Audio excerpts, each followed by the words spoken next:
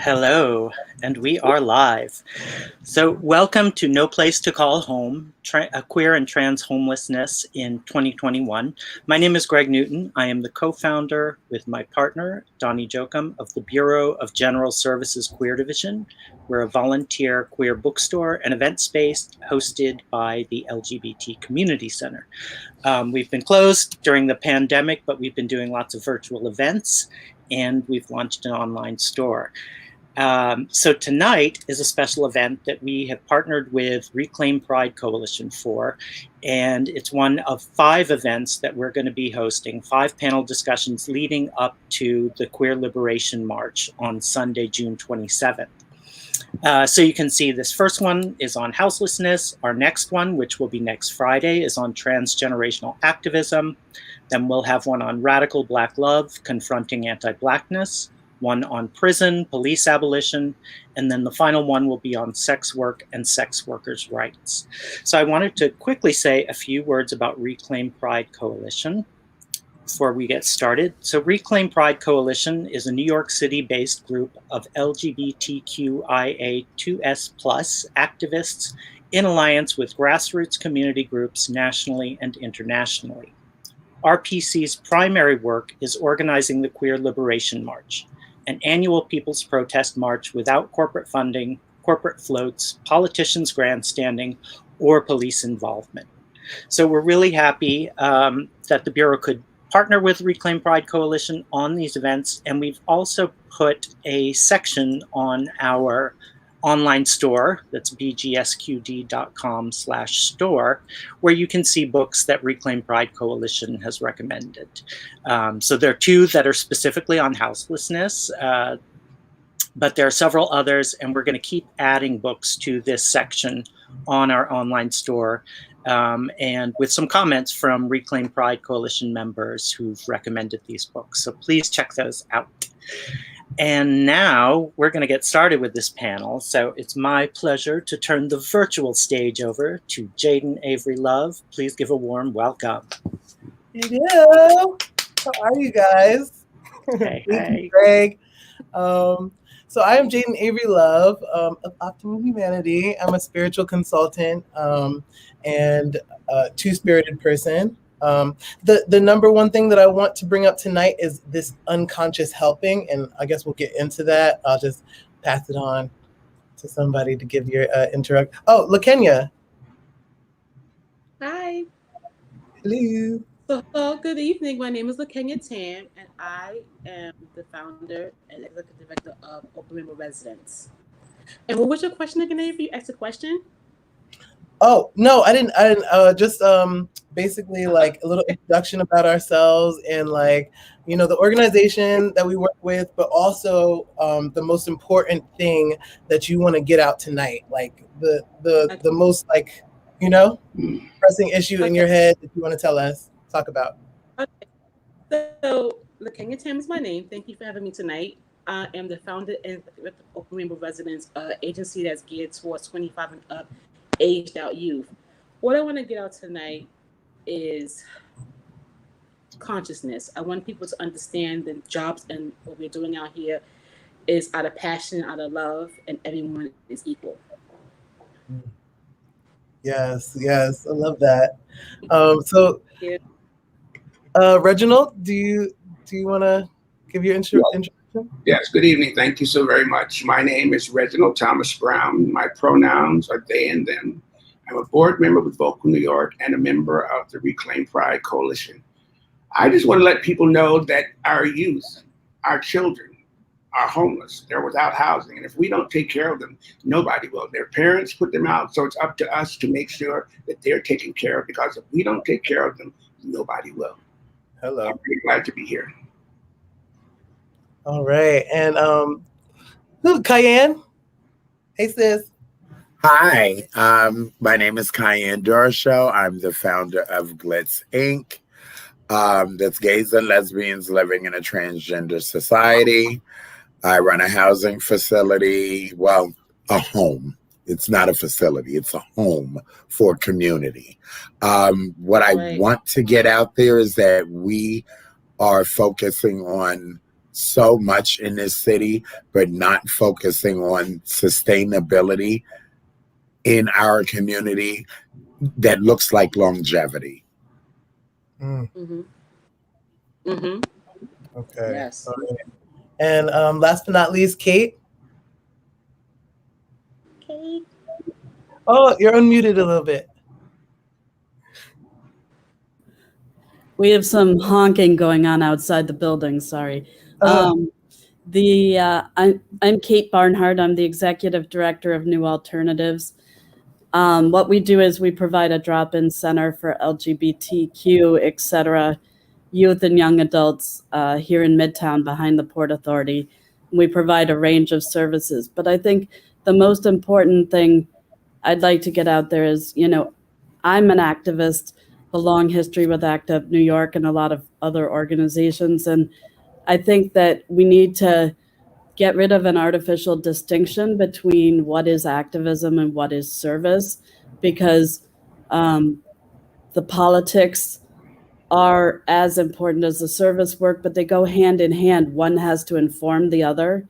And it's only through our activism that we can clear away some of the obstacles that homeless youth and young adults face. Yes. Kate, I'm so glad that you said that, the activism in the service, because like definitions, that's what I actually wanted to get into, like a few terms for those who are like unfamiliar. So like, how do y'all feel about like homelessness, houselessness, unhoused? What do y'all feel about these terms? Like, can we explain that? To me, they're all the same thing. Okay. They don't have a place to stay. I mean, however you want to say it, people who are without homes, that's the bottom line. That's the common denominator. Yeah. Right. Couch surfing. Yeah, couch surfing is, that's also, even if you're in supportive housing, you don't have a lease. You're not signing a lease. You don't. That's what it means to me. I'm sorry, I didn't mean to speak over you. No, you didn't. I'm actually just piggybacking off of what you're saying, Reginald, in the sense like emptiness, using adjectives like, loneliness, don't know what the next step is going to be. And something that Cheyenne said earlier, there's the sustainability when it comes to not being able to have your own.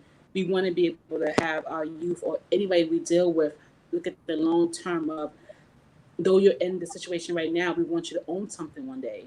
So houselessness is definitely something that's empty, unquestionable. Yeah. That's definitely, I personally, I like houselessness because I was just so used to being called homeless youth. Like it just like got to me. Like, I don't want to, half the time, a lot of times with like the other labels that they, that are thrown around like queer and trans, I didn't even, want to take them either. But it's like the houselessness, I feel like it's just not a hot button word. It's not, it's not hot. You know what I'm saying? Homelessness, that's hot. Like, you don't have to hear the whole word to be like, oh, I don't want to be in that conversation, But I like that. Anybody else want to add some points? I don't know. I kind of feel like Reginald does. Coming from somebody that was homeless for almost 15 years of my life, sleeping on a train in parks until somebody actually found me. That's exactly what it was. Homelessness, whatever you want to call it. It's still the same thing. It still led to the same stuff. Potato. What are we going to do about that? We can't change the wording when we're like so caught up in society right now with pronouns. So this is how serious this has gotten. Right.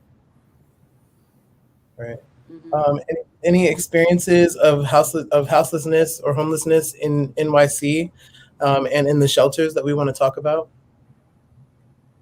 I definitely have my experience.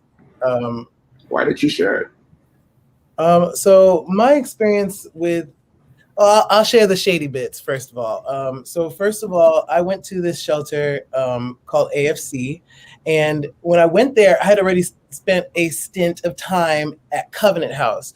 So I was expecting this to be like heaven, you know, like from Covenant House and what's it called, Sylvia's. We look at green chimneys at AFC like, oh, that's the complexes, you want to get to there, you know what I'm saying?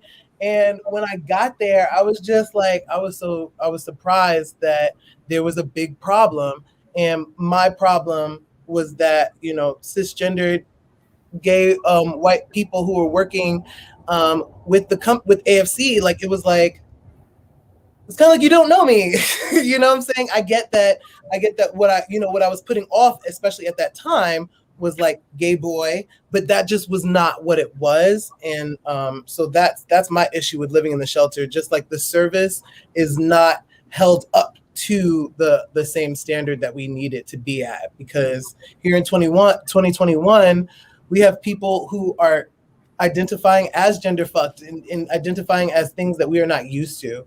So does anybody else have any shelter experiences that we want to talk about? Well, I've never lived in a shelter before, but I've worked in shelters. And so I know there are some shelters that give the facade or the feeling of being at home and makes you feel complacent at times. And it's always has to be a soft reminder of what it gives you. It gives you a feeling of, okay, this is going to be, this is good. But then you get a rude awakening that it's time to move on. And I think that's something that needs to be instilled sometime in our young people who are going through the health system, that this is not the end all be all. We want to prepare you for what you can do later on, and what you can probably own later on, you know, a home, apartment, a condo or something. So I do definitely understand when you say, Avery, when it comes to some of these young people going through the health system, they feel comfortable, or people don't know them. They far removed from who you are as a person, you know, because it's all about just that red line or just that number or that dollar sign, you know, and so they forget that you're a person at the end of the day. And then, so that's kind of how I feel. Though I've never been in one, but I've worked in many, and I've seen and I felt the same pain a lot of my clients going through the shelter system. I had been in shelters. I was in Fort Washington. I was in Atlantic Men's Shelter and almost murdered. I was forced into prostitution out of Fort Washington. I think they all suck. I think they all suck, including the ones for youth in Manhattan right now, this present day. They are horrible. They're melting beds of everything you don't want your own children to go through. And this stuff needs to be dismantled. I was in a shelter before they had gender pronouns and the rest of that, and it was horrible, disgusting, deplorable. And I fought my way up out of there. I had no choice but to fight my way out of there. What about the children that are in these places that are not helping them sustain? They're literally not ready to leave a program, but being put out anyway and forced into the shelter because they're not ready. They have no place to go. And now they're in harm's way in a New York City shelter. It doesn't make sense to me. How do you get aged out of a program if you're not ready? That's the same question I ask a lot of times. You tell sometimes, I think something Kate said before last week, you tell them on a birthday that they have to age out of a program, and there's no resources after that. Nothing for them to go to. So what happens? What do they do? You know, as that you go all over again, I'm seeing them in the street, I'm seeing them in jail, I'm seeing them dead. You know, and so those are things that, yeah, I agree. What ends up happening is, like, when we're in the shelters, and I just want to set the story up for you guys, like these shelters that we're talking about, like, okay, I was talking about AFC and the problems with AFC, so that's what's in my notes, but like the problem is like when we're inside of the shelter, or when we're going to like this daycare center that they'll set up, it's like comedy and improv groups. Like, what is that helping me with? I was kind of refreshed on the anger that I had for my parents, because when I got here to my apartment, I'm like, taxes, girl, re-signing this every year, you have to sign this lease. I had no idea. These, like, the things that it takes to exist in real life, we are not being trained on that. And then they're like 25. I only got kicked out 5 years ago. What you trying to put me out again? Mm-hmm. Okay, thanks. Mm-hmm. You know what I'm saying? And that just pissed me off. Anybody else? You hit it on the nose with that. You did. That's something that I've started teaching young people I work with, is home ownership, opening accounts, reading leases, where to look for apartments at, stuff that prepare them for the outside world, something that are becoming part of society. And those things should be instilled when you're younger, but of course, through many of you who have been through a system and have that opportunity to be taught those things, I kind of feel something that has to be taught to someone who's caring. So I definitely agree with you when it comes to when you age out of these programs, you still don't have those tools. And it's even more basic. It's more basic than that. Like, I had a young person in their early 20s who watched me, filling out an envelope and was like, what are you going to do with that after you put the stamp on? And I said, well, I'm going to take it to the corner and put it in the mailbox. And he had no idea that those blue boxes, you could put something in and we go. So, it's a lot of very basic skills that, many people, if they have good enough people raising them, you get maybe as a kid or even older, but there are some real basic gaps, and they're different for different people. But we find ourselves doing a lot of, work with people on just, like, they get their first job, and then it's like, what is this stuff being taken out of my check, and how many deductions am I supposed to put down? And, there is a lot of very basic stuff that needs to happen. But the other thing I would say is that it's hard for people to move forward until they've dealt with some of the trauma that causes them to keep reenacting things, that keeps getting them put out of places. Some of the things we see, until people are able to, to get certain behaviors under control, it's hard for them to move forward because they keep getting fired, or they keep losing what little they manage to get. And I feel like the shelters re-traumatize people a lot, over and over and over. The system just creates more and more layers of pain, and that's not going to let people, not helpful to moving forward. Ceyenne? Let's face it, we have to do something that's really monumental, like create the real change. Force these places to create equity and financial sustainability courses in these agencies. If we're going to change anything, we got to educate ours, teach them how to save $1, what that looks like, teach them what it looks like to save for something like a COVID-19. Because how many of our kids right now don't have a place to go? How many of our kids right now can't depend on the shelter they're in or the program they're in? When I was young and going through this, there was nothing for trans women. So I was homeless because there was nothing for anybody like me. In the 2000s, you have something for trans girls, trans boys. But back in the day, you were either a boy or girl. And if you was a boy that looked like a girl, you went to the men's shelter and that was it. You had to get your ass kicked every day. You had to fight every day. How do we change this so somebody now that has all the privilege in the world is happening right now, but our kids are still not taught appropriately to actually get up or raise up out of the programs correctly, with pride, with money in the bank? I think it's this connection happening between the fact that, like, when you are a worker at a shelter, like I went on an interview, which I did not get, of course, but I went on because I was honest. I was honest about this very fact. If somebody asked me from the shelter, like, I knew that they just needed to get on this train, are you going to give them this fare? And I'm like, yes. I guess that's the reason why I didn't get on the job, but yes, I'm going to give them the fare. And it is this unconscious helping that is happening where people are doing things from their brain space instead of using their heart. Well, why are you here anyway?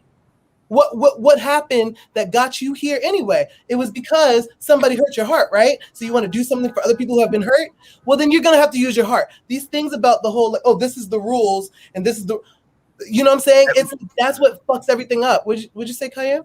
I was going to tell you. So I worked for, and I'm a out them totally. I worked for Services for the Underserved. It was like my first official job as a Black trans woman, and I was an institutional aide in there. And I gave all my clients incentive. I took them to job trainings. I took them to school. I did not want them sitting in there vegetating. I had a clientele of 15. My 15 clients all were going to school, all in pro. So I was giving them Metro cards every day. Do you know that facility told me to stop giving them Metro cards? One, what was I doing wrong? What was I doing wrong? I wanted them to be in school. Loving. I wanted them to, yes. Huh? No, keep going. I wanted them to be in school and educated. The other part about that was this very program, this big organization, were worried about the amount of Metro cards that people were getting and not worried about them graduating or leaving their program. Services for the Underserved. How do you turn that around so the underserved gets the hell out? That's what I was doing with the clients. But the in-house told me, no, you're moving too fast. If I got on that job and them clients have been in there 3 or 4 years, y'all failed.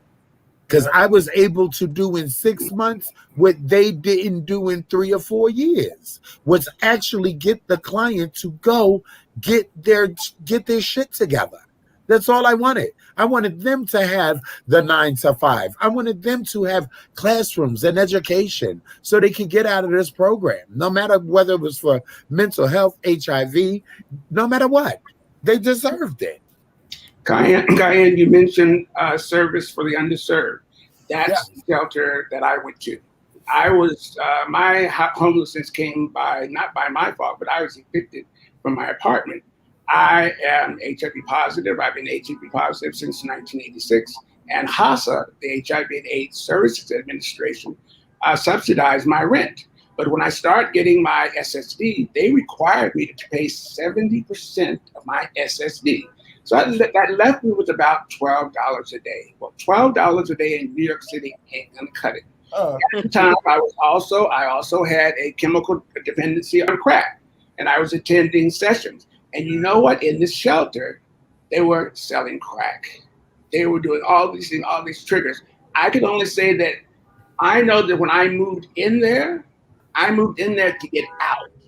When I went in there to get out, so I knew what I was going to do.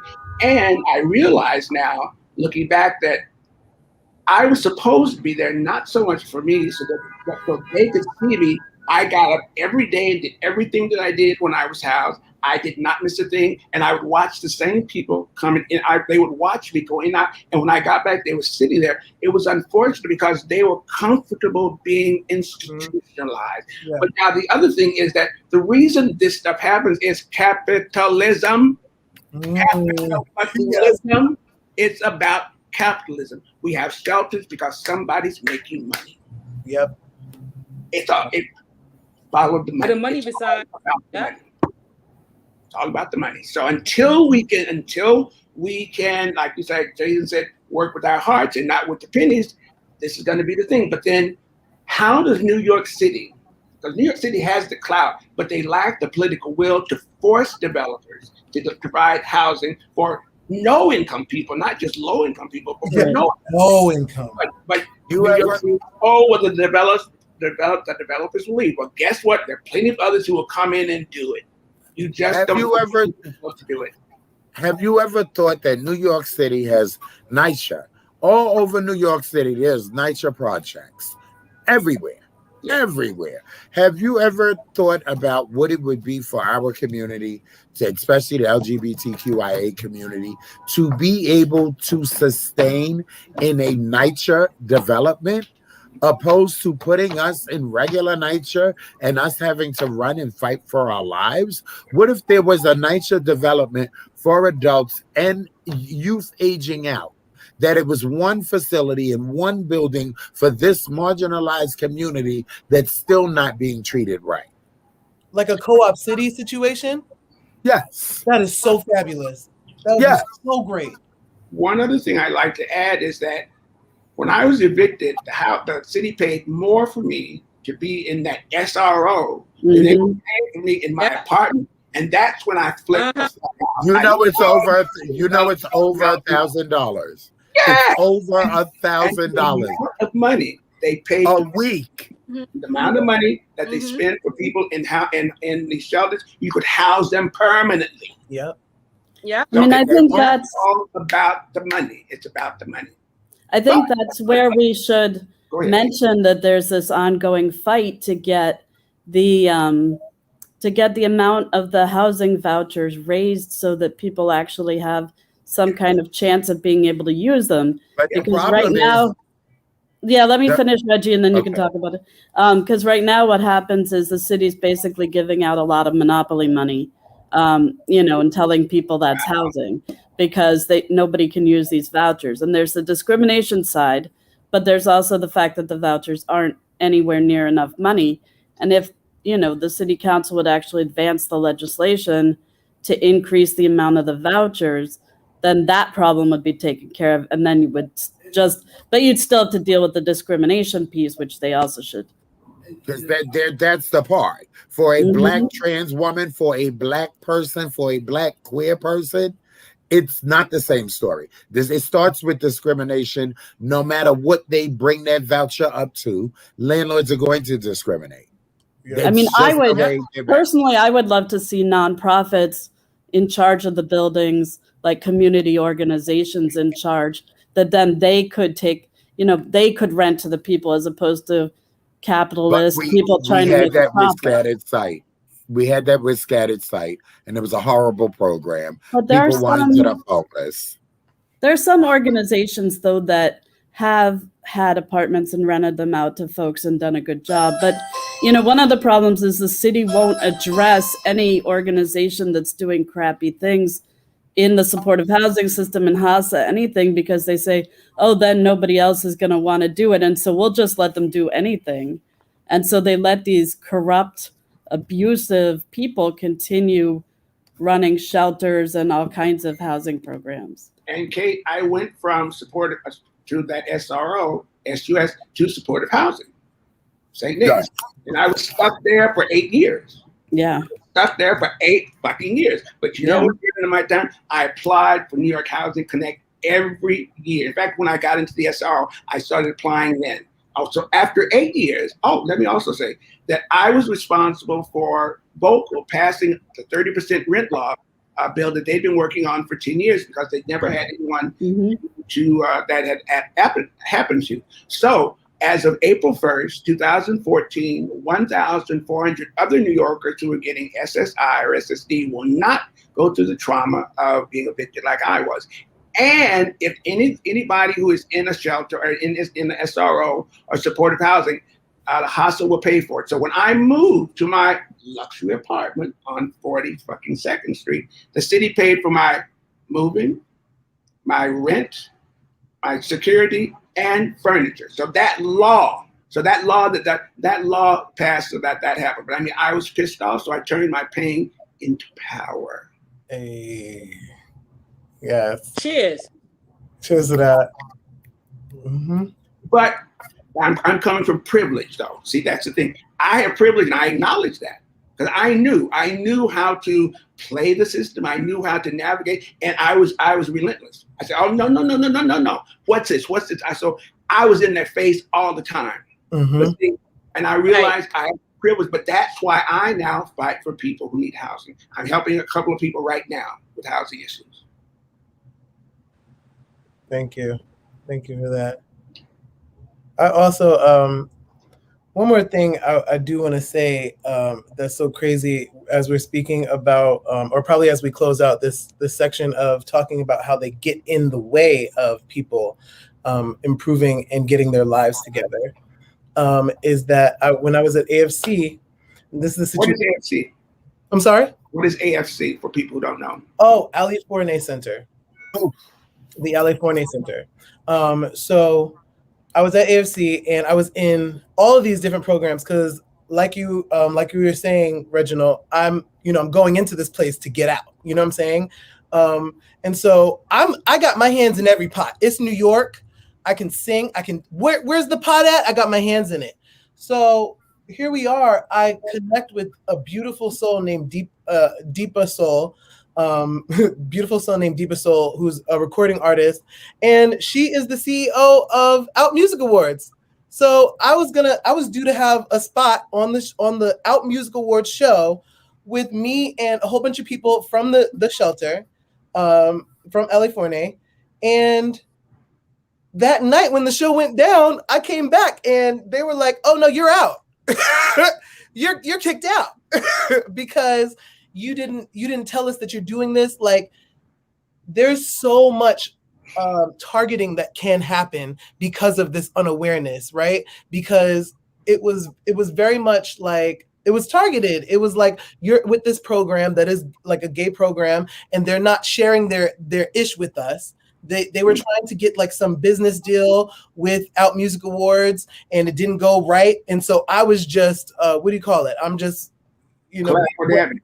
Collateral. Yeah, collateral. I was just collateral damage. Me and my then friend, we were just collateral damage. We got kicked out that night. And I'm just like, 3 o'clock in the morning, like, where is the love? You know what I'm saying? Like, why are you doing this at all? And then the week before that, I had an interview with CNN talking about what Tracy Morgan said. I did that for you a week earlier. So there's no leniency at all. It's because of these rules. So getting out of the shelter system, the shelter system and getting out of the shelter system, what are some experiences that people have had in the NYC shelter system? Anybody want to talk about that? Or trans safety as well. I've actually witnessed an older gentleman being murdered over a bed. I witnessed a trans girl in Bedford in Atlanta get thrown from the second tier, which is the second floor, down to the first. I myself was attacked and had to have a police barricade get me out of the shelter, only to go back into the shelter as a case manager years later. So if God is funny and has a sense of humor, I went back into that shelter as a caseworker and did the damn thing because I was supposed to come back and let them have it. Yep. And you know what? To show you how funny this is, the same man that attacked me, when I became a social worker, sat down right next to my desk and said, "I learned a lot about you and I'm sorry. Will you please give me a chance?" Wow. Until today, we are friends. We are connected because I forgave and made a difference. Most of those people from that shelter, from my own pocket, bought food, deodorant. I wanted them to feel like I felt every day when I was in there. And it paid off. It paid off because some of those people today are working in the shelter system. They working doing amazing things. Why? Because people cared enough for them to change their demographic. When you do that, none of these places are doing that with our youth. They're not investing in our own like we would invest. And we can't even say it because the policies in government around youth and around these programs make us shut up. We can't say what we want to. I think we Right. also need to advocate to get rid of the degree requirements. I hire almost entirely my staff are former homeless LGBT youth, and but many of them don't have the degrees that a lot of like city contracts and even private funders, kind of pressure you to have. And I think that's something we need to go up against, like for the real jobs, because you can be a peer without the degree, but you're gonna never get the same money, respect, authority, etc., until there's a change in what matters in the hiring process, and until people's experience and other things Well, like that are I respected. think we're very different there. As a black leader, I expect excellence. I'm talking to these youth. You better stay your asses in school. Oh I'm yeah, no, begging these kids. I don't I disagree with that at all. 100%. Yeah, I 100% believe in an education, and I will practically take you to school every day if I have to. Yeah, So no, you we're can not get that different there at degree all. We're and the not next different there at degree. all. But I think that it's a problem that while people are working towards that they can't get like a real job. They have to get these stipend peer jobs, and there's not enough money for them to eat and go to school, like. In So San you say, Francisco, okay, like Janetta and in San Francisco, Janetta Johnson, TGJIP, ran a campaign. They went to all corporate offices and demanded that they hired trans girls all around San Francisco. And it worked. That's great. It worked. And maybe we need to do something like that here in corporate America, because you know what? We qualify because we've had this damage from life. Mhm. mm-hmm. Another thing I want to add to that is there in each program or each shelter that I've worked in, there are a handful of people who are passionate about the things that they do. But when you have these grants and you have these people who give you money, they want a certain kind of ship ran. So sometimes when you go over that, you get fired. I see people get fired because of them doing what you've done. I have been called into the office because I have maybe suggested, trying an alternative. I'm a social worker by career as well. So I do understand that, we have to go by this red tape. But there in each that I've worked in, and I worked in plenty of shelters and plenty of programs, there are a handful of us who are the activists, who are the people that hold their hand or hug them when they're crying in the office. And I do agree with you, Kate, that we should have people who are, still struggling, but who went through the same walk and talk as these young people working for you as well. Because I kind of feel like, though I am a person of excellence as well, and I want people to have a degree, they have to be given a chance somewhere, and it has to start at some point. Because I had good clothes on my face 1,000 times before I went to school and got my degrees, but somebody gave me a chance and gave me the opportunity to go to school, and that's how I am where I'm at today. So it has to start with one person to do that. And as Kate says, the peers are the professionals.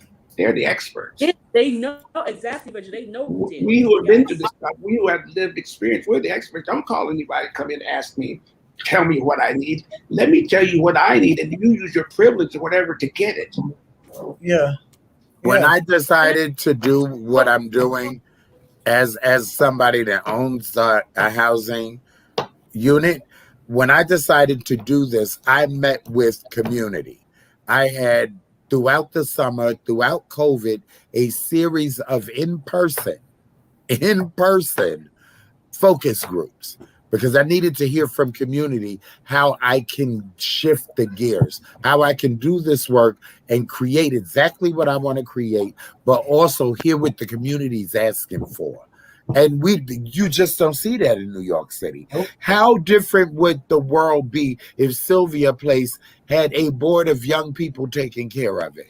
If Hetrick Martin stopped having mini balls and educated these damn kids? There's so many flaws in the systems that's out there right now that's failing our kids. So our kids be failed adults. because they're not getting their full needs met. But that person making that $70,000-$80,000, them some happy motherfuckers at the end of the year in tax season. Meanwhile, ours is not okay. No, I mean, this is why I'm like, when it comes to like in the shelter system, it's like these job trainings that we do, it needs to be next level, okay? It needs to be 2.0 because we need, I made up a little list. We need actual job training, which would include what to do when a coworker touches you, right? When a boss is an abusive drunkard, racism in the workplaces, especially for trans people, because it like racism like folds over on top of itself and like falls upon us. So it's like we need this, and then also pimp etiquette, because I've seen a lot of girls from my side of 8th Avenue, and we know what I'm talking about, that got into trouble and just disappeared. You know what I'm talking about? Yeah. Like, we need these things, life skill training, like kitchen and bathroom etiquette. I'm doing spring cleaning now, and I did not know that this is a thing, you guys. Like, this It's a ritual. I'm sorry, it's a ritual. It's a thing. Ritual. I did not get it. No. I didn't get it until like yesterday. And I totally agree with you, and that's something that I implemented in my plan of action for open residents, is that you have to start from scratch. Even if it's me showing you how to clean a toilet properly and getting behind it with a rag and some comment. Yes. For instance, stability trainings. Retreats. How to fill an application out for a ID. Wanting to travel. We know how. That. Jayden, you're so right. We know how to put on eyelashes, but we somehow don't have the etiquette to back up those eyelashes. Nope. We don't have the etiquette to get us out of trouble when we sometimes don't know how to shut our mouths. We don't have the etiquette to walk in an office and present well. Right. And that's where we're having the problem. But meanwhile, society wants to say, oh, no, you can't give them too much. Well, give us the proper classes and trainings that will help a Black trans woman get to success. Right. Mm-hmm. Mm-hmm. Yeah. Yeah. Thank you for that point.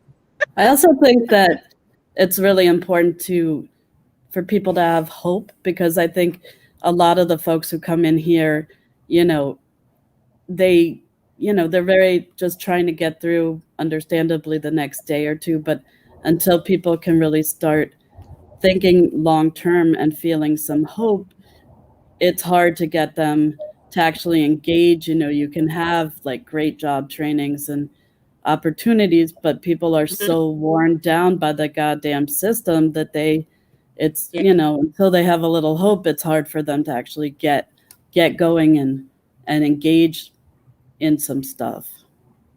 I feel like as a Black trans woman always hunted by the police or society, that's all we got is hope. As a Black trans woman out here on the beat in the street every day, sweetie, if we don't have hope, we don't have anything. We don't exist. That's the problem, though. I mean, when our clients come in here with that's, they don't even sometimes have that, and that's when we get kids committing suicide. Because there's nothing left. Reginald, you watched me try to diminish myself over that. Over like not if you don't go out into society and have hope as a trans person, they will just swallow you. You will get cold. Like you get sucked into you just get sucked in. Like you have to go out there with like some type of spider spirit that you've ignited yourself, because this world does not help you with that help you out. Well, they do kind of. Remember, somebody ass shot and want to fight, so society made them like that. You know what I'm saying? So it's sometimes we have to. I think it's something that Kanye said earlier. It's like we have to be able to see what's going on before they even walk through our door and deal with it. You know what a young lady told me the other day? She spent 15 years in jail. She said that her nieces and nephews, trans girl, her nieces and nephews run from her because of her language, because of her expression and how her body movement is. And she had to, and I know it was hard for her to have this conversation with me, but she said how she sat back and realized, she watched herself in a video and realized that she was aggressive and she was verbally abusive and she was just, hardballing it. And that her nieces and nephews didn't understand it because their now aunt that just got out of state prison has this demeanor because that's all she knows is survival.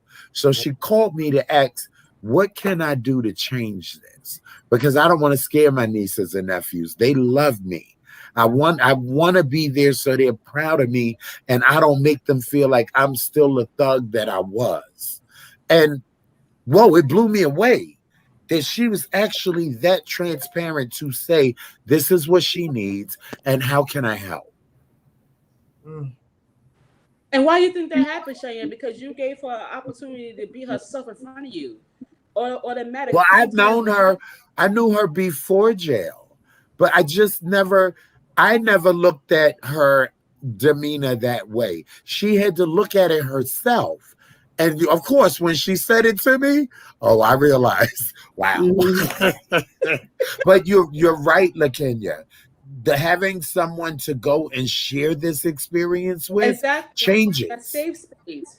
And sometimes what Kate was saying is that hope. Like, my hope is it going to be a trickle-down effect in a good way when it's time for me to leave out of these spaces? Where I still get the same help I get from a Kate, I get from a Ceyenne, I get from a Reginald, I get from an Avery, where I get those same people. It may not be them, but I get the same service until I'm able to be on my own. Because at end result, we don't want them to be in the system anymore. We want them to own their own. And we all have our own. Starting from the bottom up. Yes.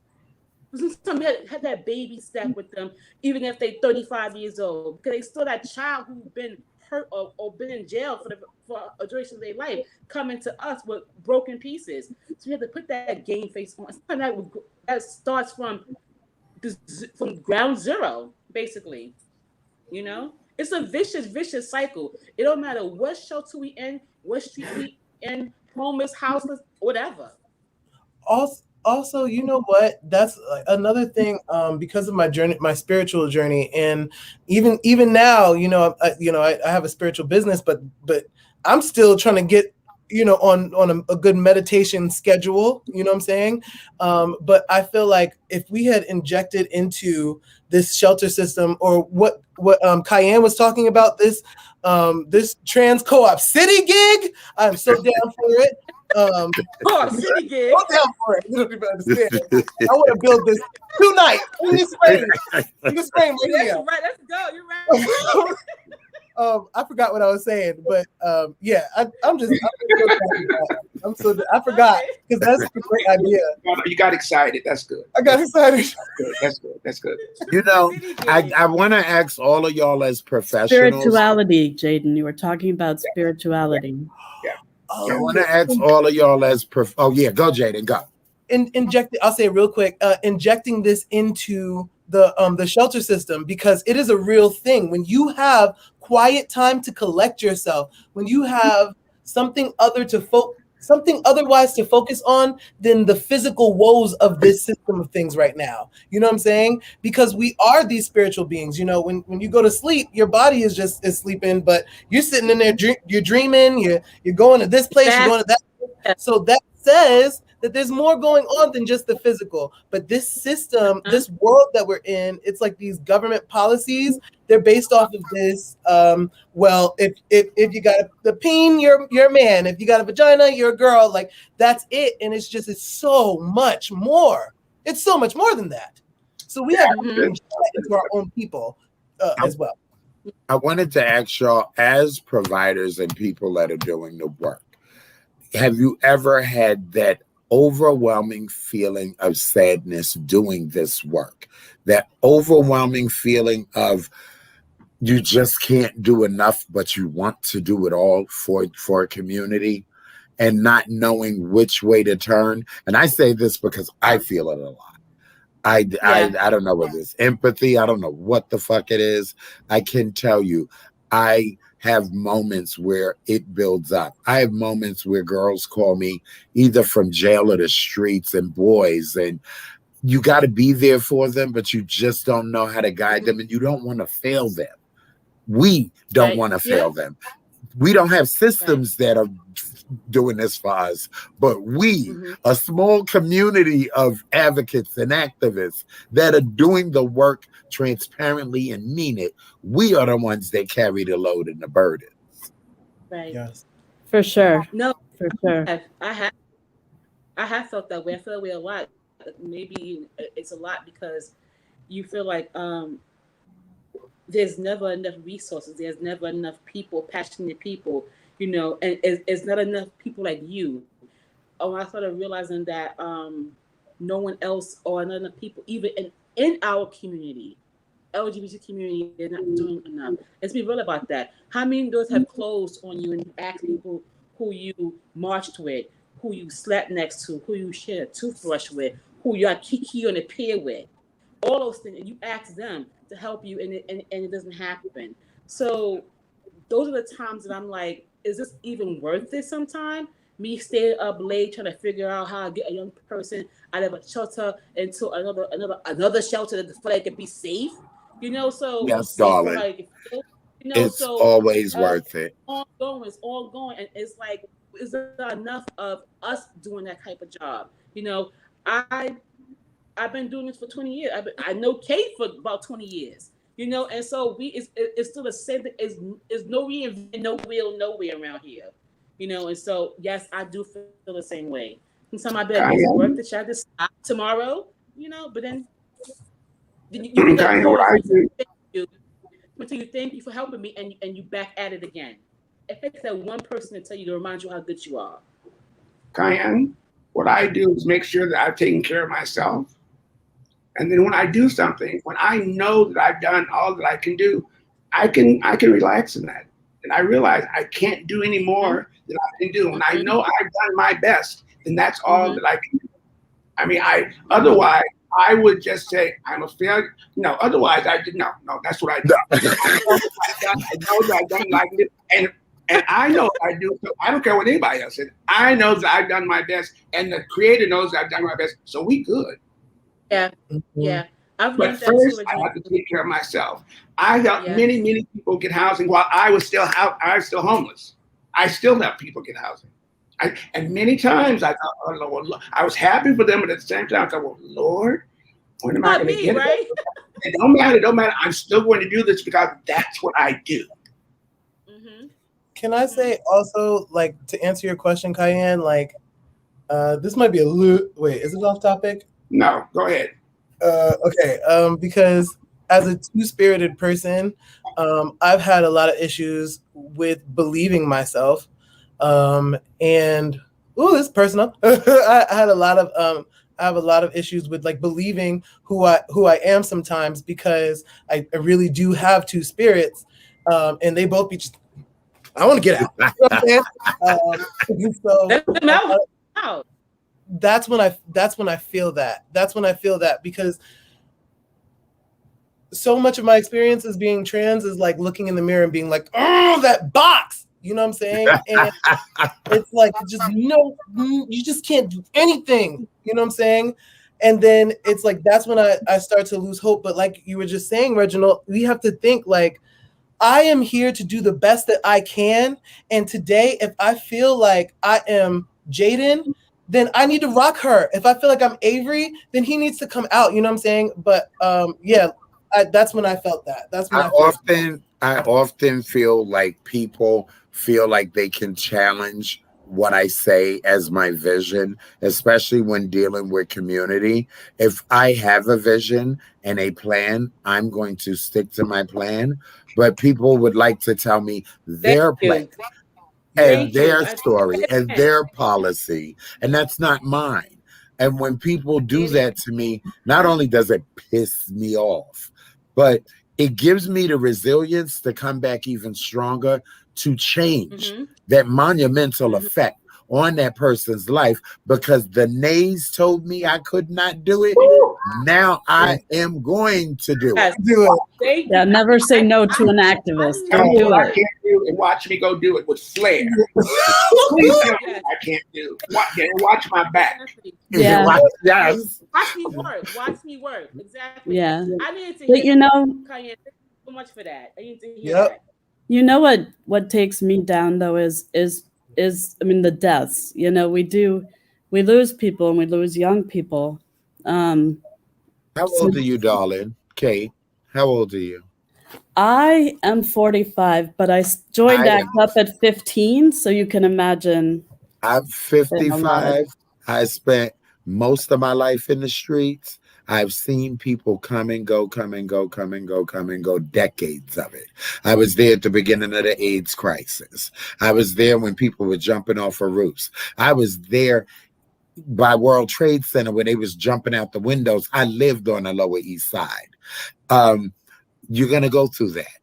You're going to go through that, and the spirit and the body and the soul is going to lift you as you go through these moments in your life that none of us are supposed to feel this much pain, but you're going to feel it. As a provider and somebody doing our work, this is the boundary and healing part. Yeah. We've got to shift that negative, that hurt, and that pain into the higher powers to lift us and guide us through the sorrow of somebody else's death. Yes. The shadow side is just the side of ourselves we haven't healed yet. That's it. Yes, I'm just feeling, guys, we've lost 5 or 6 clients in the last year, and it's feeling a lot. Listen to me for 1 minute. It feels just like the early years of the AIDS crisis did to me.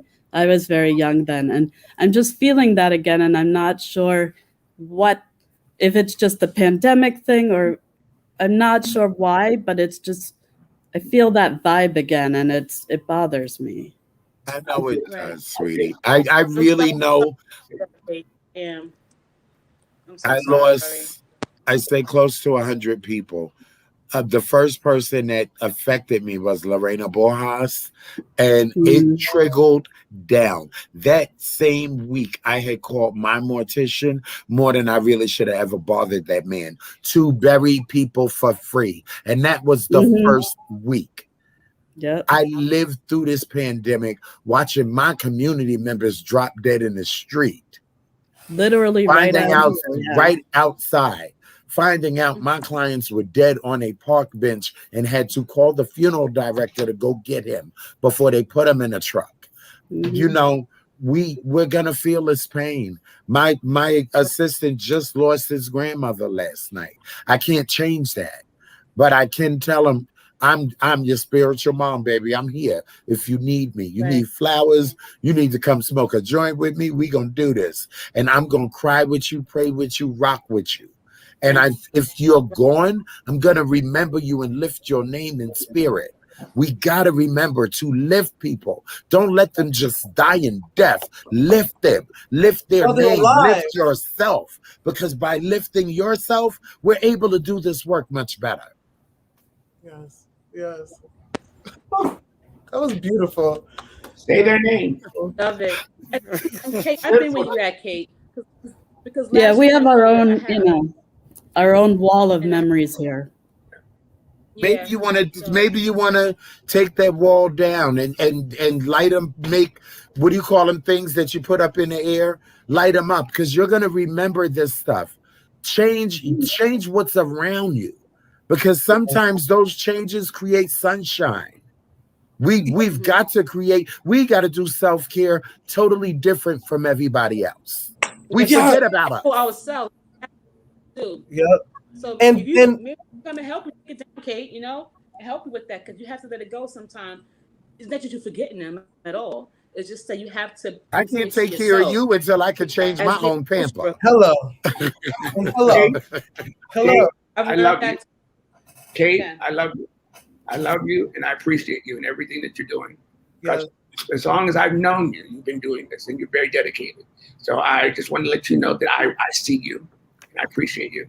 Thanks, Reggie. Please remind everybody that the third law of thermodynamics, I believe, says that energy does not just stop, it keeps on going. It's literally impossible for energy to just halter. That makes no sense. It's never been logical to think that death right. could be the end. Feeling right.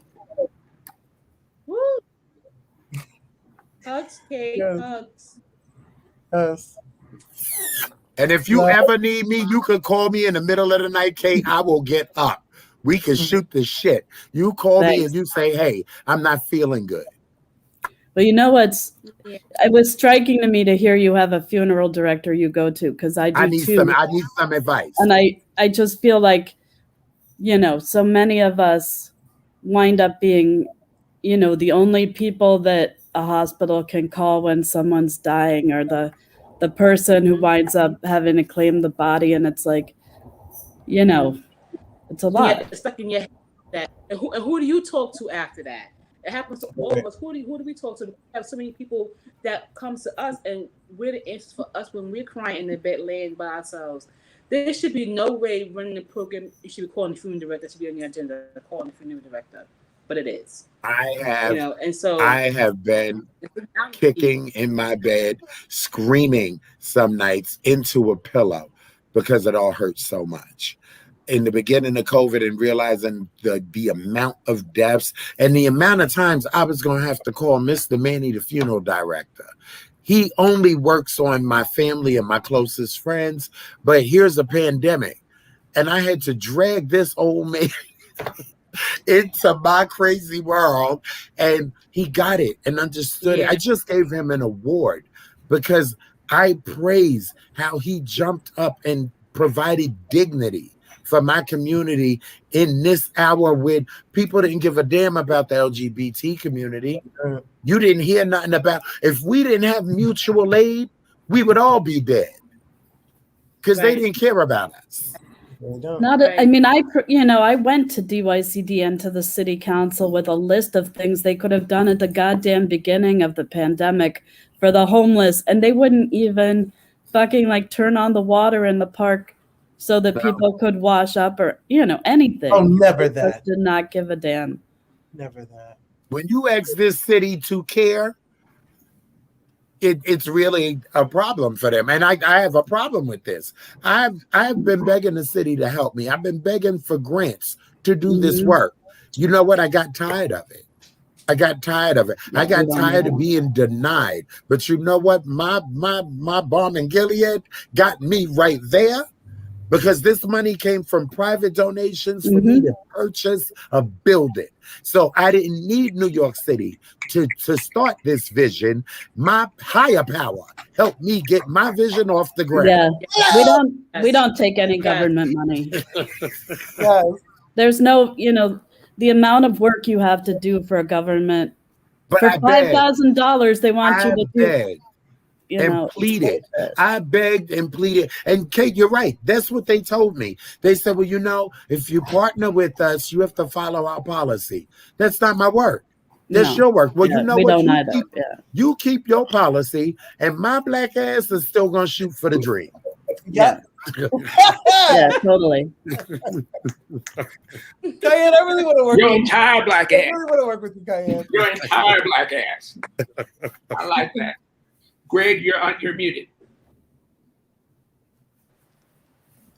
Greg, you're muted. Yes. Did you want me to say something? Yes. I'm sitting back and letting you all talk. No, Okay. This has been great. It's so good to hear you, and so good just to hear you say what needs to be said, and just, it's frustrating that there's such a lack of care. It's frustrating that queer communities aren't doing more for those of us who are so desperately in need of it. And I really appreciate all the work that you guys are doing and lifting these voices, because it's an emergency. No one should have to be screaming for resources in this rich country. Yeah. It's insane. And I think we need to do what y'all are doing already and have been doing for years. And that's, you take care of people. You take care of people first. Yeah. You know, the government, the grants, all the other stuff that you have to figure out. I'm inspired by you. Because that's what you're doing, is taking care of people first, and that's what we should be doing. That should be first and foremost, that everyone has the resources they need. Mm-hmm. This was healing.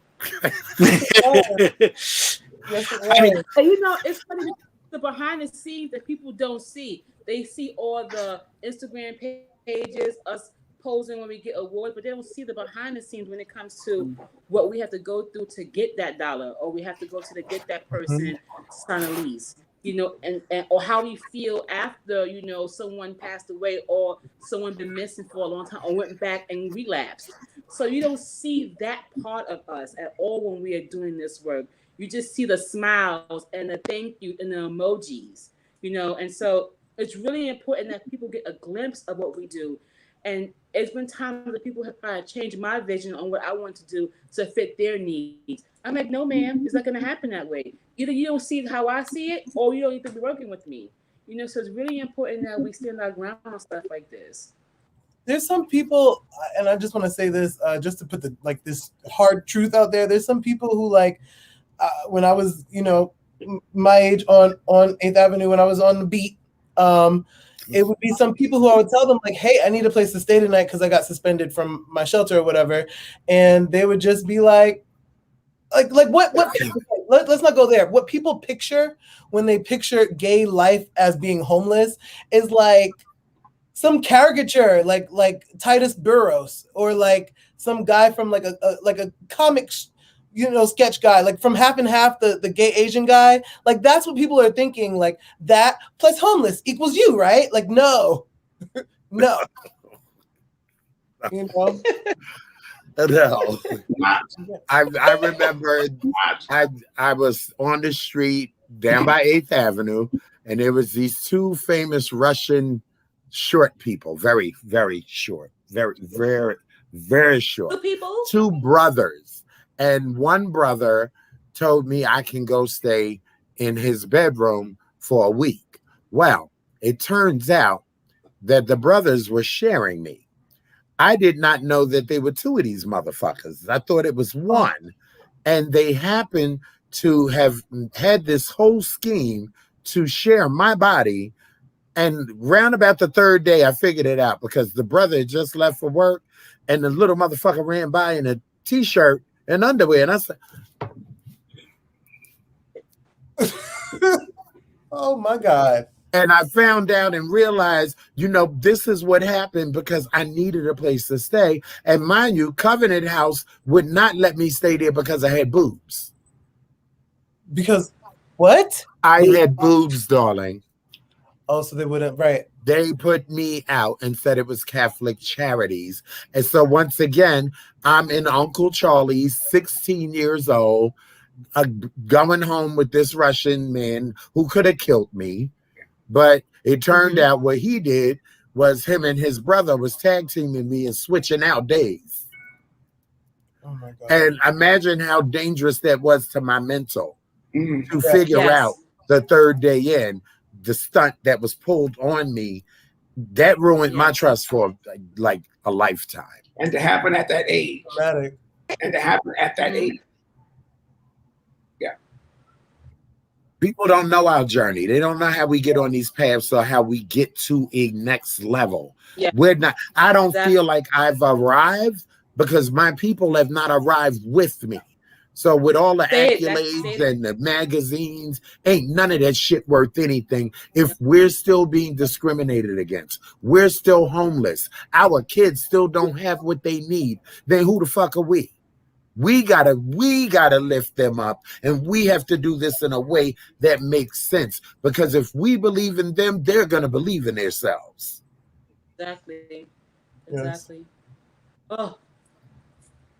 I love y'all. I love y'all so much. Thank you. Great. I didn't expect to really get this was wait till COVID's over. Meditation. Right? Yes. Thank you all so much. Should we end it there, people? I think so. I feel like that's a good note. It could be 5 hours for this. I think. Yeah. This was a Thank you quick all so hour. much. It could Yes, be it 5 was. It could be 5 Yes, hours, it was. It could be 5 hours, but I gotta eat. Yes. Jesus. Exactly. Yes. I gotta go to work tomorrow. I gotta go to work Especially tomorrow. since you had oxtails already, so I'm real hungry now. Oh no, I got some stuffed clams in there. I'm about to hit up and some carbs. I'm coming to you now. I see you live. Come back. Oh, sorry, but I'm not going to spend the next 5 hours in the office here. No. Thank you y'all all so all. much. This was great. Thank you for lifting your voices up and showing people how you've survived and done better than survive, and all the love you've given to so many people. We appreciate it. We got 4 more of these panels coming up, so please stay tuned. All of this is leading up to the Queer Liberation March in June and reminding everyone why we march and what this is all about. And this is one of the it was the first issue, and there's a reason why. It's an emergency, and we need to help each other. So good night, everybody. We love you. We can't wait to see you in the flesh, and we'll see you at that Queer Liberation March. Yes. Thank you. Bye, everybody. Thanks so much. Bye, everybody. Bye. Ashe. Ashe. Bye. Good night, loves.